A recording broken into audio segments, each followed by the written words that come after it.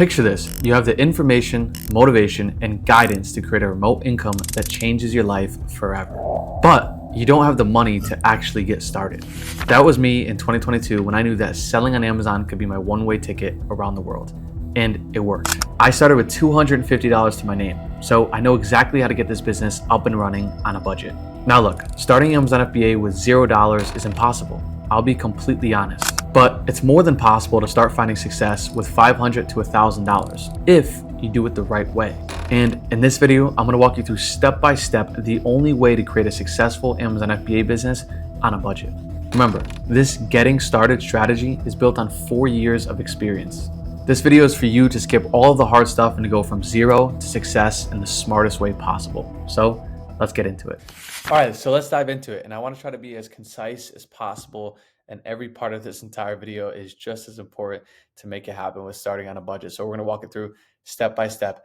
And the first thing is that I have to touch on is how much money to start. And I know I said it's possible with $500, but this is my sweet spot. $1,000 to start with Amazon FBA is truly the sweet spot because you have to remember, you have to invest money into the software, right? Your Amazon selling account. You have to invest money into 2 softwares that help you source products. And those are both $40 a month, right? So it gets you to $80 a month, which isn't terrible, but that already kind of puts you in the hole for $80, right?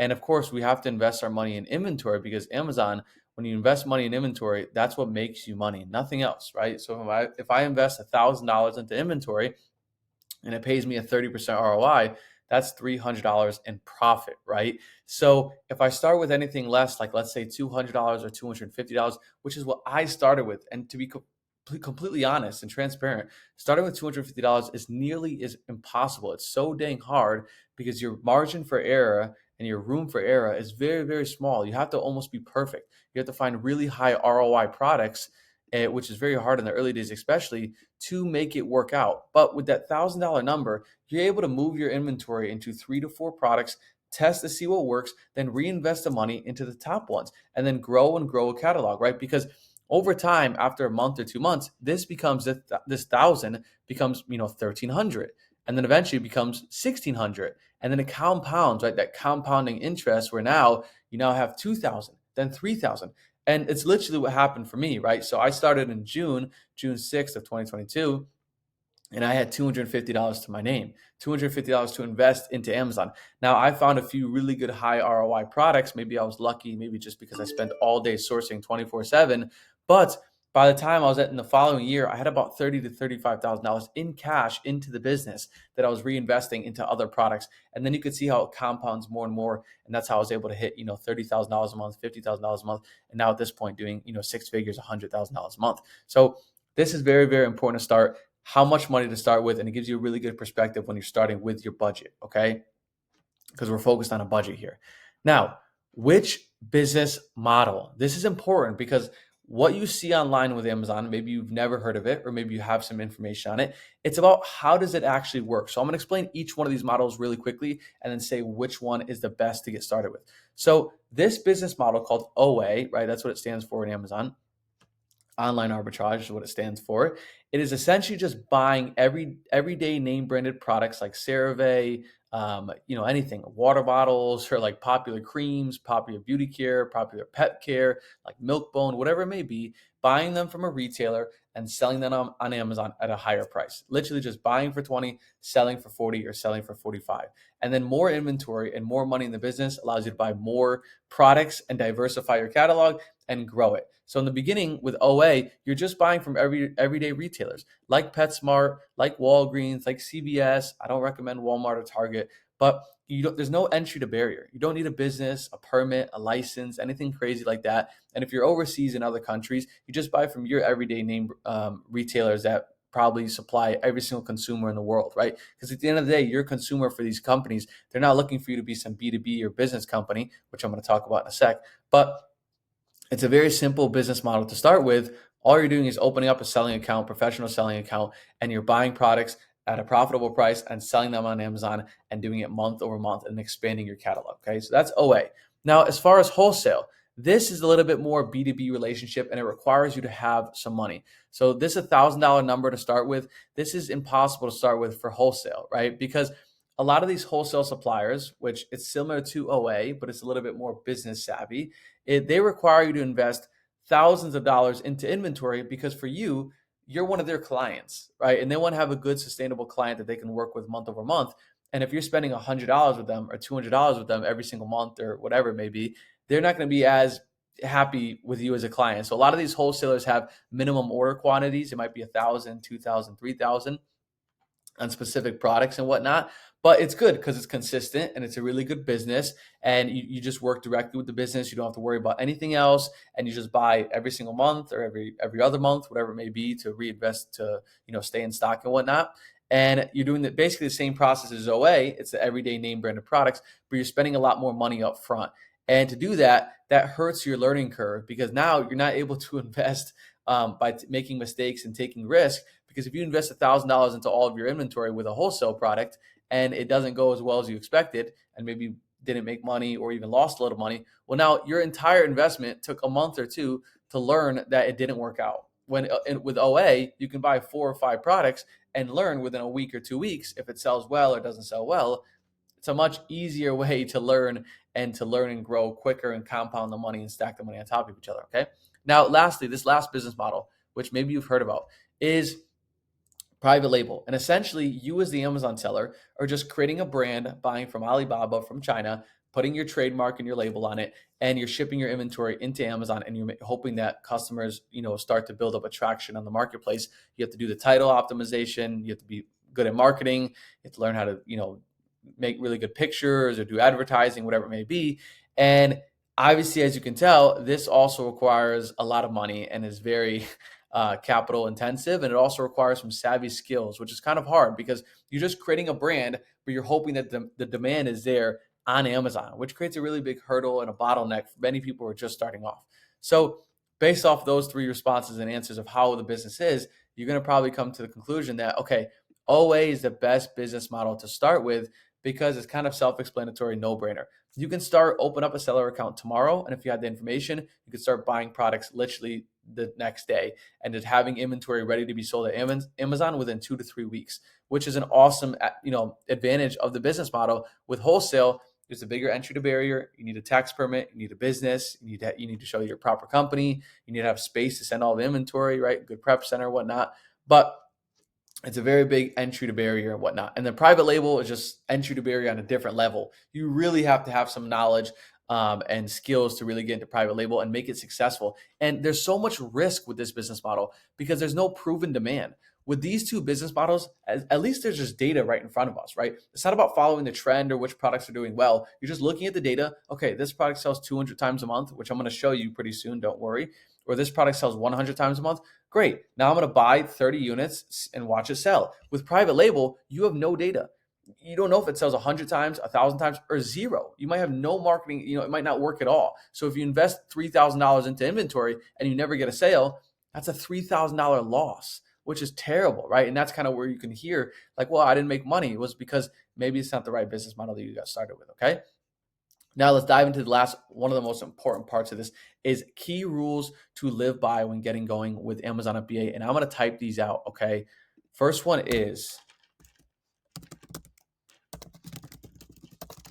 start small and test. So if we have our $1,000 to invest into inventory, right? That's our max budget that we want to invest into. Maybe we paid for a few softwares. Let's say we have 900 or 1,000, whatever it may be.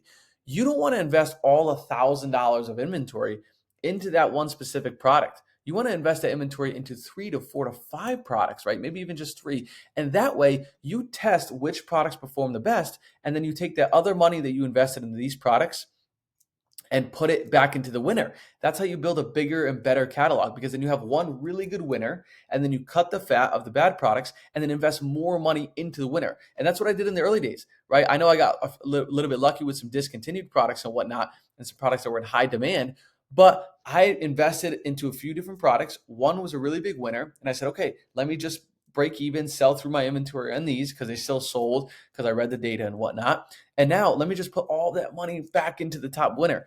And that's all I did. It was just test, reinvest, test, reinvest until you build a bigger and bigger catalog over time. Okay. That's the first key rule to live by. Second one, sell through your inventory.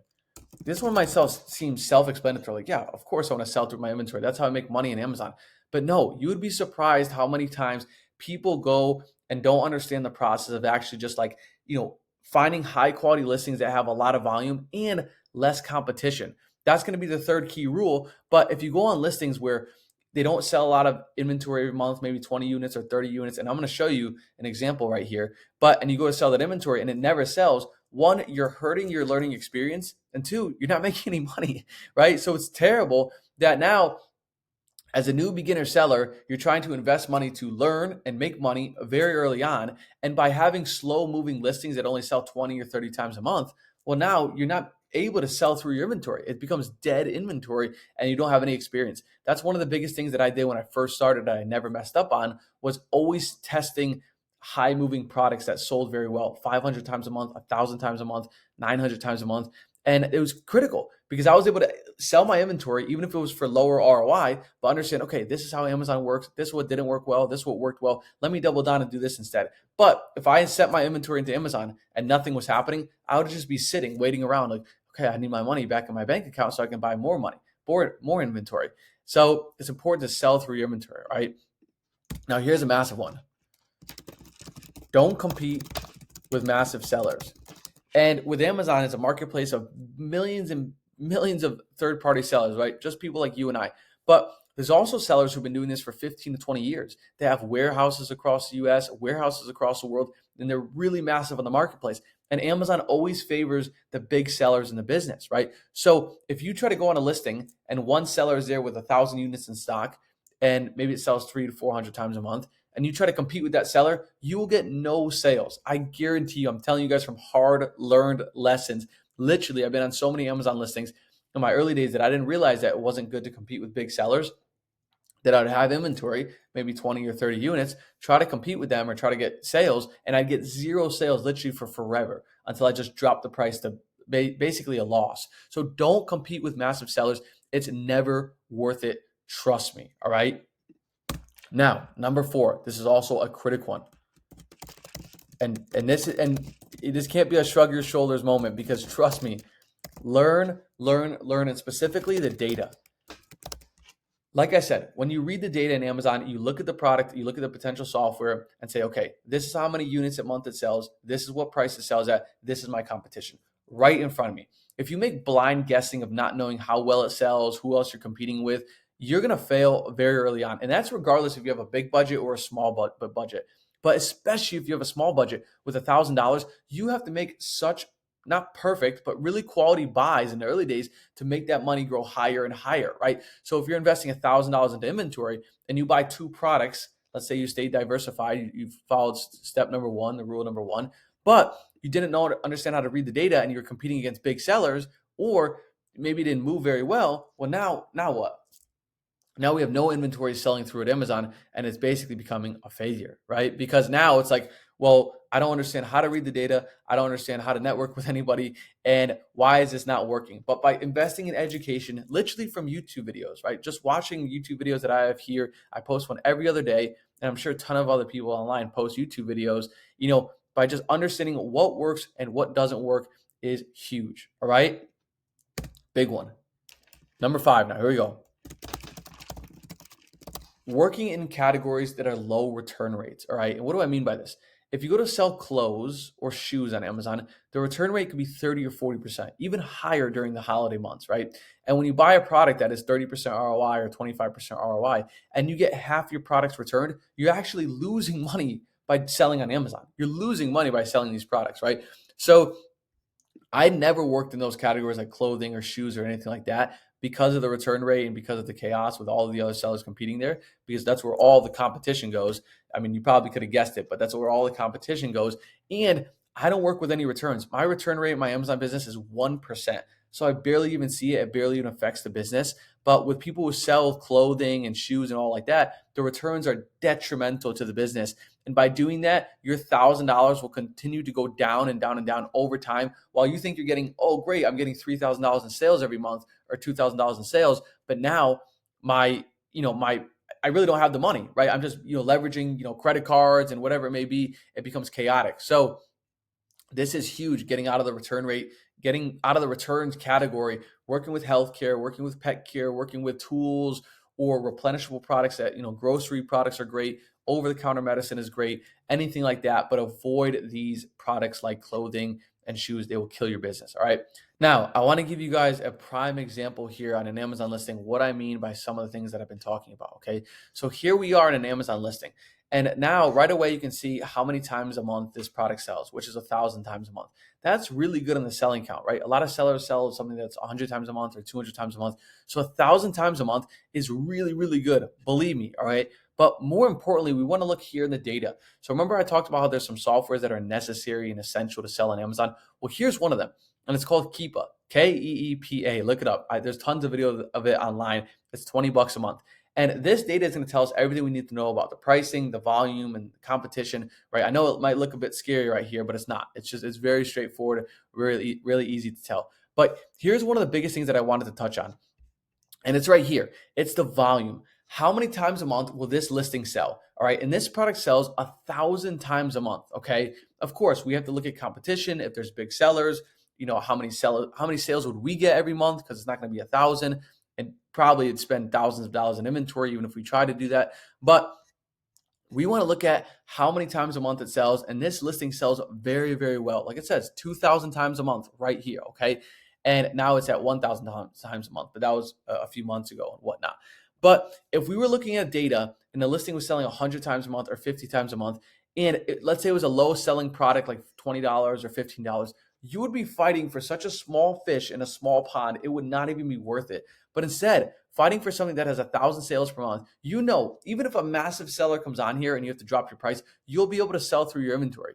But if a massive seller comes on here and there's 50 sales per month that we're all fighting for, we're not going to be able to sell our inventory. It becomes an absolute waste, right? Because now we're just competing for garbage. You're basically competing for garbage. So in the early days as a beginner seller, when you have a budget, you don't have a lot of money to invest, you have to sell listings that sell very fast, because that way you learn and you make a little bit of money, right? Making the money is the best part, but you get to learn at the fastest rate. Because if you had inventory, if I had 10 units of inventory and I sold them here at Amazon on this specific listing, and let's say I was buying this product for $20, right?